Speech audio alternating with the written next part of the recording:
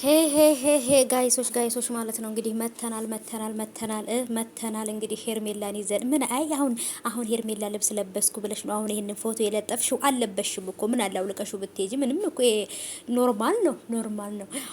ያው መሸፈን ያለበት ተሸፍኗል። በእርግጥ እሺ ይሁን። ለማንኛውም ማለት ነው እንዴት ናችሁ ውዶቼ? ሰላም ናችሁ? ያላችሁ የማያሳየን ነገር የለም። ያው እድሜ ይስጠን እንኑር እናያለን። እና እንግዲህ ሄርሜላን ሃፒ በርስዴ በሏት። ሃፒ በርስዴ። እኔ የመኪና ስጦታ ተሰጥቷት በሱ ምክንያት ነው ወይንስ በልደት ነው አላቅም። ብቻ ግን ልደት መሰለኝ። ሃፒ በርስዴ በሏት። እንኳን ተወለድሽ፣ ያው እንኳንም ከአብርሃምም ገላገለሽ። ከዚህ በኋላ ቀሪ ህይወትሽን ደግሞ ይባርክልሽ በሏት።